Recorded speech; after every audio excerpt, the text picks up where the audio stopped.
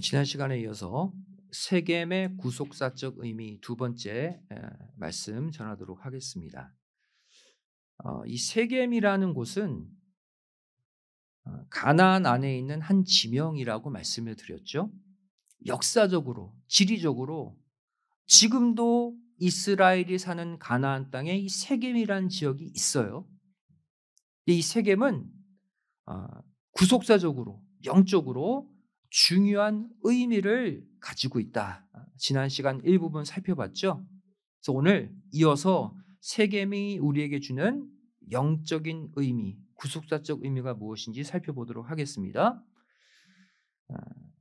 지난 시간에 이어서 오는 세 번째입니다. 세겜이라는 곳은 축복과 저주의 갈림길에 위치한 지역입니다. 지리적인 특징이 바로 영적인 의미를 가져다 주죠. 축복과 저주의 갈림길에 있는 땅이 세겜 땅이다. 그래서 이 세겜은 지리적으로 볼 때 두 산 사이에 위치하고 있습니다. 그 중에 한 산은 그리심산이고 또 한 산은 에발산이죠. 이 사이에 위치한 땅이 지역이 세겜이에요.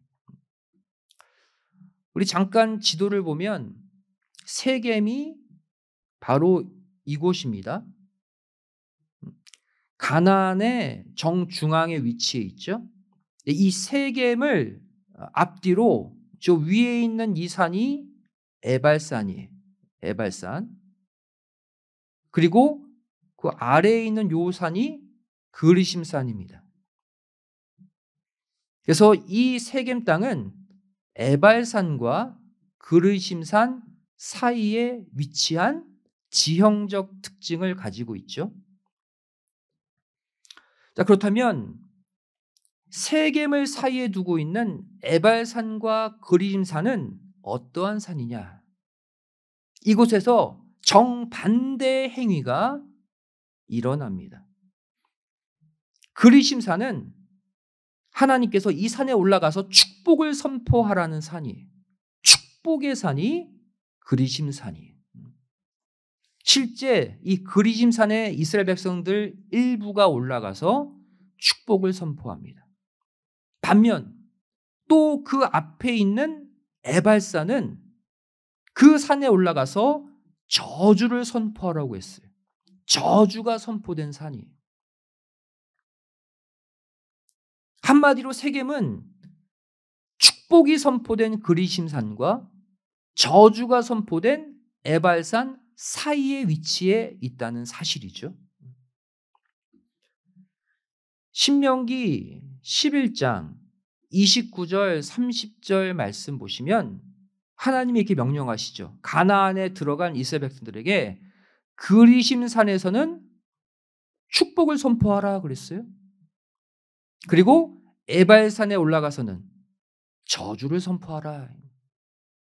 그리고 이 두 산이 위치해 있는 지역을 30절에 뭐라고 말하고 있습니까? 이 두 산은 길갈 맞은편 모래 상수리나무 곁에 있는 산들이다. 이렇게 말씀하고 있죠.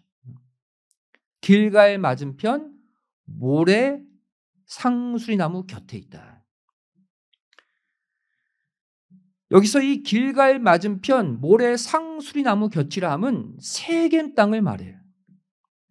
세겜 지역에 있다는 거예요. 이 두 산이. 이 지역이 세겜이라는 것을 어떻게 알 수 있습니까? 바로 창세기 12장 6절 말씀 보시면 바로 모래 상수리 나무가 있는 곳을 세겜이다라고 말하고 있죠. 즉 세겜 지역에 앞뒤로 그리심산과 에발산이 위치해 있다는 거예요. 이렇게 세겜을 중심으로 축복이 선포된 그리심산과 저주가 선포된 에발산이 있다. 이것은 구속사적으로 어떠한 구도를 보여주고 있습니까? 이 세겜 땅의 지리적 특징이 바로 예수 그리스도의 구속 사역을 직접적으로 예표하고 있다는 사실이에요.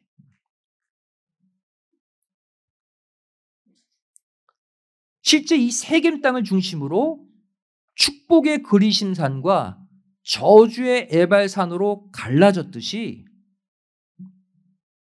예수님이 달리신 중앙 십자가를 기준으로 바로 우편 십자가라는 축복과 좌편 십자가라는 저주가 갈라졌다는 사실입니다. 실제 예수님이 달리신 십자가가 축복과 저주를 가르는 기준점이 됐어요. 즉 예수님의 중앙 십자가가 세겜 역할을 했다는 거예요. 여러분 성경 보시면 알겠지만 예수님의 중앙 십자가 좌우편에 십자가가 하나씩 서 있었죠. 예수님 우편에는 우편 강도가 달렸고 좌편에도 강도가 달렸어요. 좌편 강도예요. 근데 먼저 예수님의 좌편에 있던 십자가 위에서 어떠한 일이 일어났습니까? 거기에 달린 강도는 예수님을 거부했어요. 예수님을 부정했습니다. 즉 예수님 좌편에 있는 십자가는 저주의 편이 된 거예요. 예수님을 거부하는 순간. 즉 이 좌편 십자가는 에발산이 돼버린 거예요. 에발산이. 저주가 선포된 산. 그 장면이 누가복음 23장 39절에 기록되어 있죠. 달린 행악자 중 하나 좌편 강도입니다. 예수님을 비방하여 가로되 네가 그리스도가 아니냐? 너와 우리를 구원하라. 예수님을 조롱하고 비방했어요. 바로 세겜 땅 옆에 있는 에발산이 되는 순간이죠. 저주가 임한 십자가가 됐습니다. 예수님을 거부했기 때문에. 반면 예수님의 우편에 있는 십자가에서 어떠한 일이 일어났습니까? 이 우편에 있던 강도는 예수님을 영접하고 낙원을 허락받았습니다. 예수님을 믿는 편이 됐어요. 즉 예수님의 십자가 우편에 있는 십자가는 예수님을 영접함으로 말미암아 축복의 편이 됐어요. 한마디로 그리심산이 됐다는 사실이죠. 그리심산. 누가복음 23장 40절부터 42절의 말씀 보시면 여기서 하나는 우편 강도를 말합니다. 예수님 우편 십자가에 달린 그 사람은 좌편 강도를 꾸짖어 가로되 네가 동일한 정죄를 받고서도 하나님을 두려워 아니하느냐. 이분은 십자가형을 당할 뿐이 아니야. 그리고서 예수님께 당신의 나라에 임하실 때 나를 생각하소서. 낙원을 당신의 나라, 예수님의 나라로 표현하면서 예수님을 창조주로 인정했어요. 이렇게 실제 예수님이 달리신 중앙 십자가를 중심으로 저주의 편, 좌편 십자가와 축복의 편, 우편 십자가로 갈라지게 되었습니다. 예수님이 무엇이 되신 거예요? 세겜이 되신 것이죠. 이렇게 예수님의 좌우편에 달린 강도는 바로 예수님을 중앙에 놓고 갈라질 타락한 온 인류 전체를 상징하고 대표하고 있습니다. 이 땅의 모든 인간들은 예수님을 중앙에 놓고 우편 강도 아니면 좌편 강도가 된다는 거예요. 예수님이 축복과 저주를 가르는 기준점, 세겜이 되신다는 거예요. 예수님을 믿으면 우편, 예수님을 거부하면 좌편으로 갈라진다는 것이죠. 이 말은 우리 모두 뭐라는 거예요? 강도들이라는 거예요. 우편 강도, 좌편 강도가 온 인류를 상징한다면 우리도 강도들이란. 그래서 우리는 여기서 무엇을 알 수 있냐면 우리 모두 하나님 앞에서는 하나같이 다 강도들이다. 예수님 영접하고 회개하는 우편 강도가 되느냐, 예수님을 끝까지 거부하는 저주받는 좌편 강도냐의 차이이지 우리 모두 강도들이라. 여러분, 강도가 어떤 존재입니까? 내 것이 아닌 것을 강제로 빼앗는 것이 강도잖아요. 여러분, 우리는요 실제로 하나님이 주신 시간, 하나님의 시간, 또 하나님의 물질, 심지어 하나님의 말씀, 하나님이 받으셔야 될 영광까지도 도적질했던 강도들입니다. 부인할 수 없어요. 이것을 먼저 인정할 때 예수님을 바라볼 수 있는 거예요. 성경은 우리가 여러 종류의 강도들임을 밝히고 있습니다. 먼저 말라기 3장 8절 말씀 보시면 사람들은 말하죠. 우리가 언제 하나님 것을 도적질했습니까? 하나님 말씀하십니다. 너희는 내 것 도적질한 강도들이야.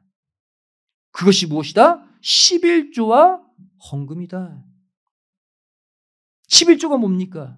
내가 얻은 소득 가운데 10분의 1은 하나님 거예요. 하나님께 드려야 돼요. 또 매주 주일 수요일마다 우리 헌금 시간 있잖아요. 예배 때마다 드리는 헌물, 이것은 내 게 아니라 하나님 거예요. 그건 하나님께 드려야 되는 거예요. 드리지 않고 갖고 있으면 하나님의 것을 도적질한 강도가 되는 거예요. 우리가 순간 헌금 생활 제대로 못했을 때 우리는 강도였어요. 이뿐만이 아닙니다. 예레미야 23장 30절 말씀 보시면 이번에는 보라, 서로 내 말을 도적질하는 선지자들이 있다 그랬죠. 선지자, 하나님을 증거하는 성도의 대표 아닙니까? 그런데 이번엔 하나님의 말씀을 그들이 훔쳤대요. 오늘날에도 하나님의 말씀을 도적질하는 강도들이 있다는 말씀이에요. 언제 하나님의 말씀을 우리가 도적질하게 될까요? 말씀을 이용해서 나의 이득을 챙겨오진 않았는가? 하나님의 말씀을 이용해서 나의 욕심을 채웠다면 말씀을 훔쳐간 강도들이에요. 말씀은요, 내가 순종해야 될 것입니다.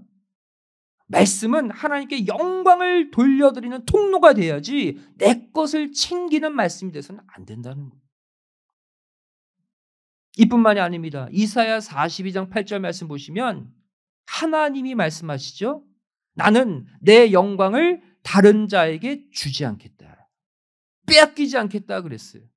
이 말은 하나님의 영광을 빼앗으려는 자들이 있다는 얘기예요. 우리가 언제 하나님의 영광을 도적질하게 됩니까?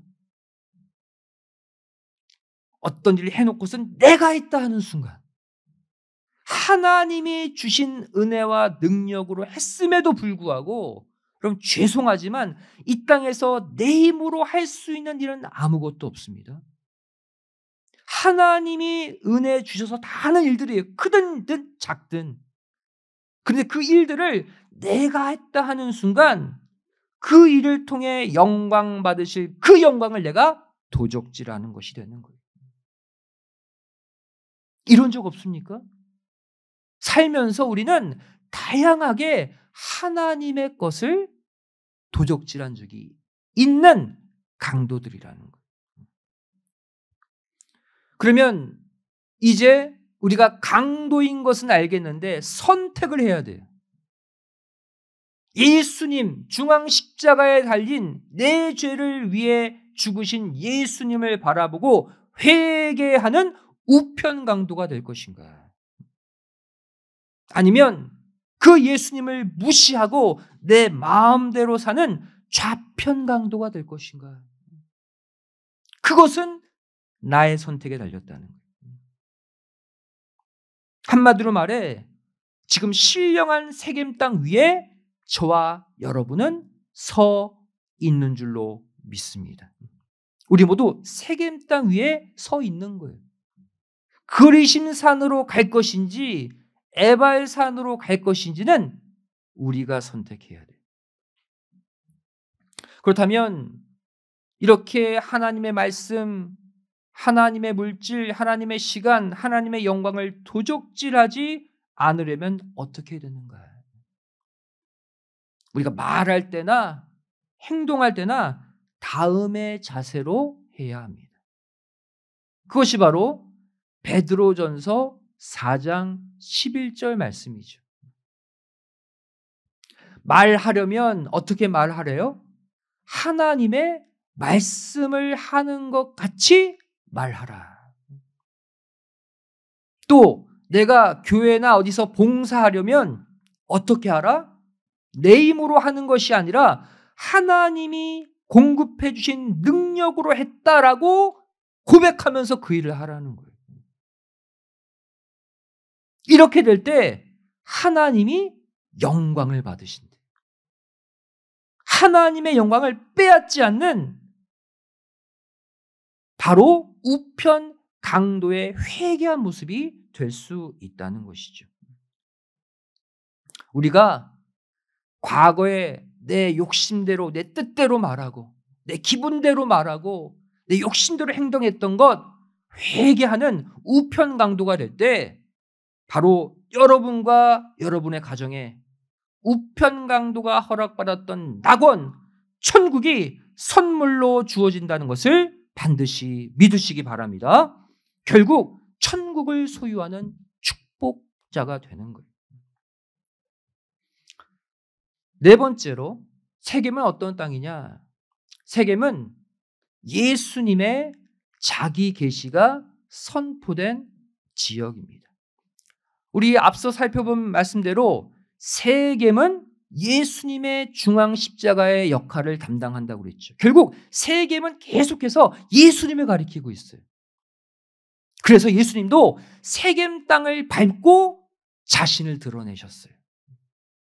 세겜은 예수님과 직결되어 있는 땅입니다.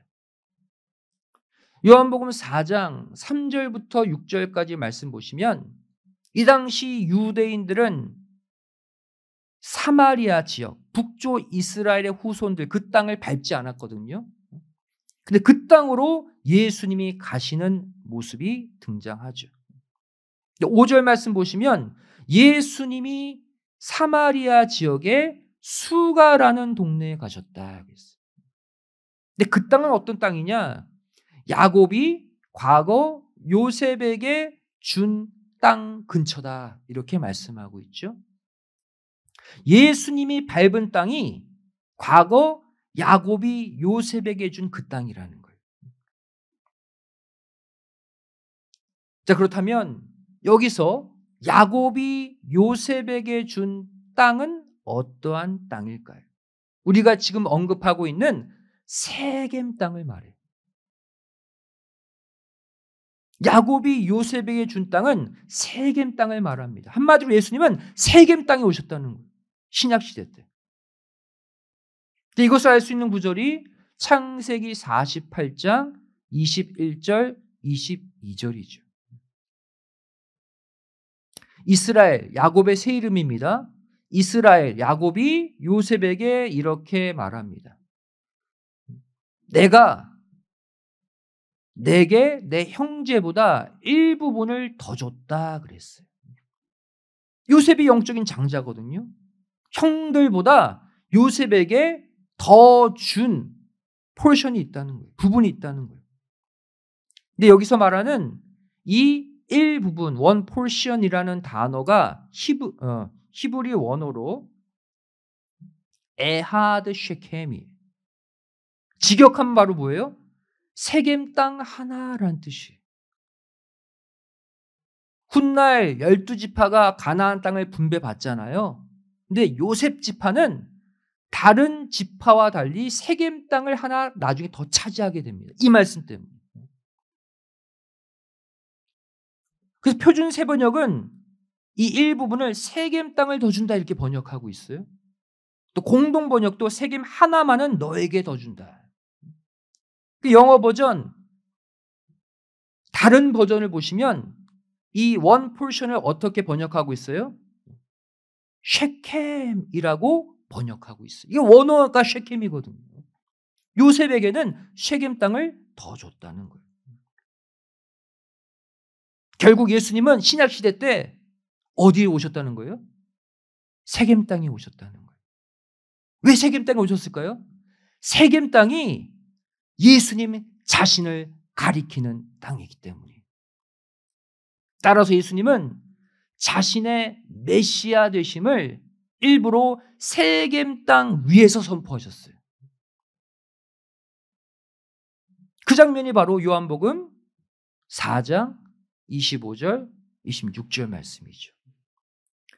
지금 세겜 땅에서 수가라는 동네 세겜 땅에서 이 한 여인과 예수님이 대화하십니다. 우리 요한복음 4장 25절, 26절 함께 읽겠습니다. 자, 시작. 여자가 가로되 메시아 곧 그리스도라 하는 이가 오실 줄을 내가 아노니 그가 오시면 모든 것을 우리에게 고하시리이다. 예수께서 이르시되 내게 말하는 내가 그로라 그랬어요. 메시아를 기다리고 있습니다. 여자가 말하자 내가 메시아다. 어디서 이 말씀하신 거예요? 세겜 땅에서. 왜? 세겜 땅이 예수님을 증거하는 땅이기 때문에 일부러 그 땅에 오셔서 자신이 메시아이심을 선포하신 거예요.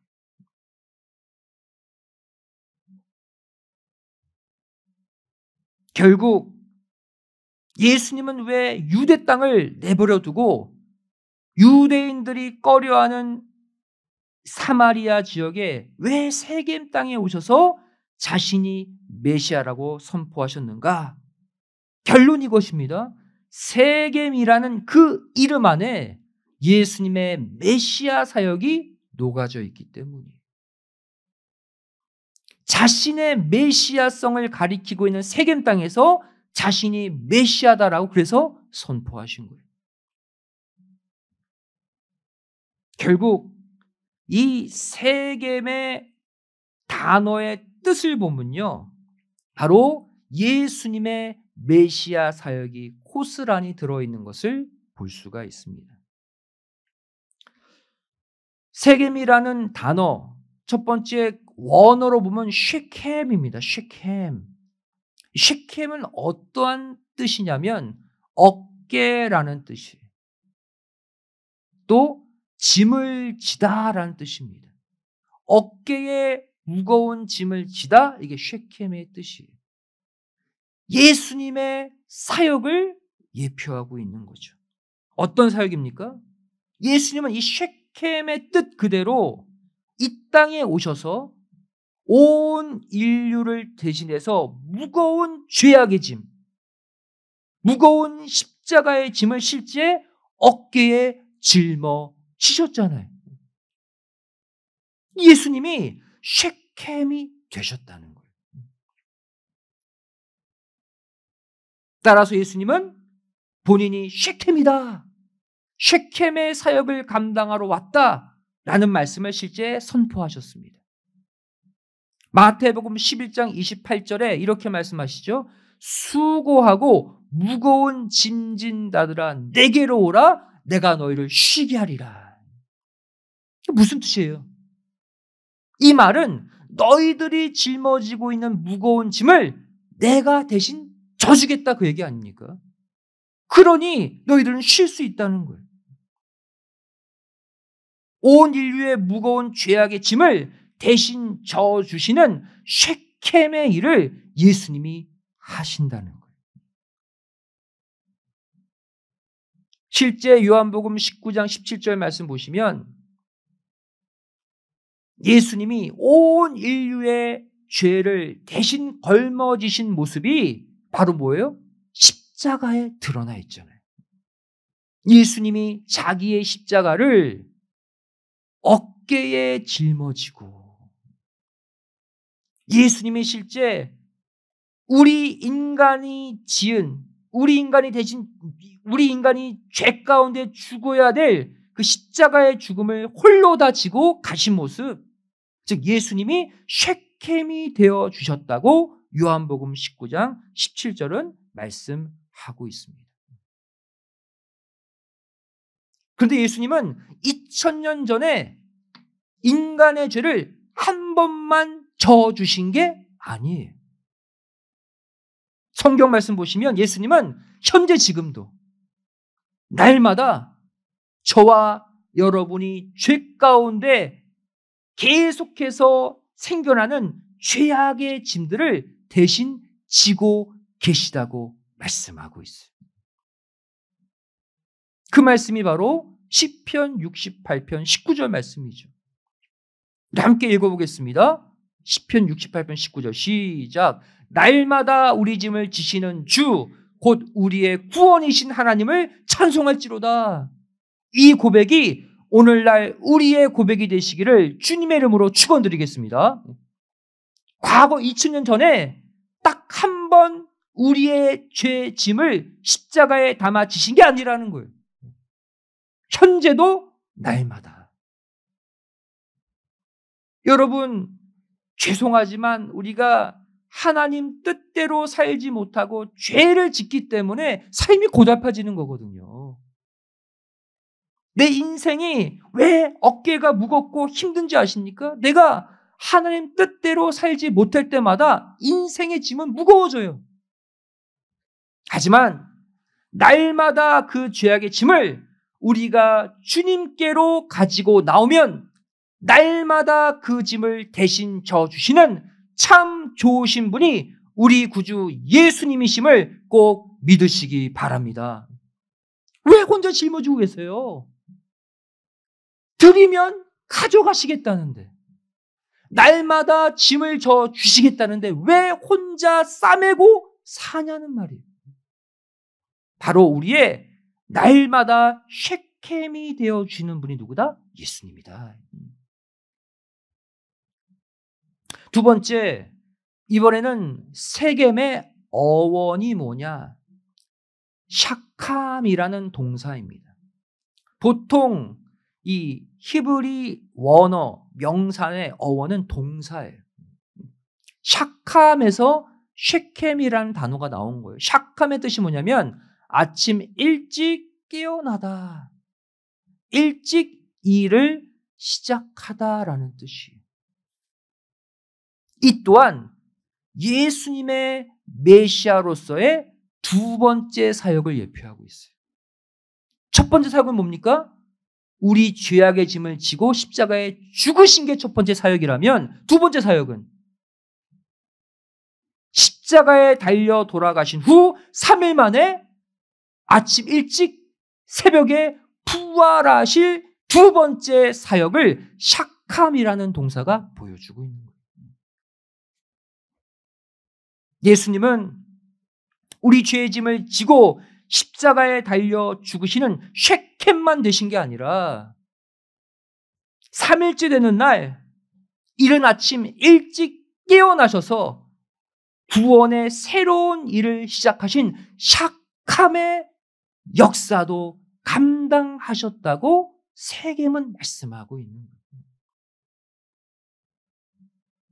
이것이 바로 마가복음 16장 9절이죠. 예수께서 안식 후 첫날 이른 아침에 그랬죠. 이때 부활하셨다는 거예요. 그래서 예수님의 부활을 믿으면 우리도 설사 죽어도 다시 살아서 천국에 가는 영생의 소망을 얻게 되는 거예요. 결국 오늘 말씀의 결론은 뭡니까? 예수 그리스도가 쉐켐이다.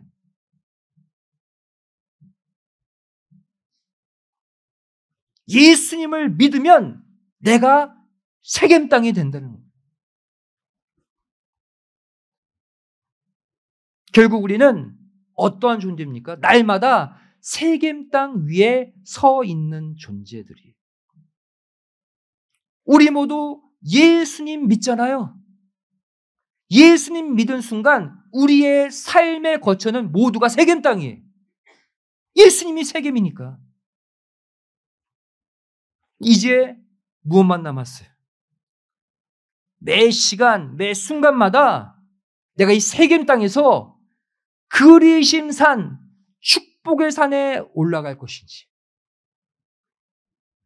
예수님의 은혜를 저버리고 세상 욕심을 따라 에발산, 저주의 산으로 올라갈 것인지, 우리는 날마다 이제 선택하는 일만 남았다는 사실이에요.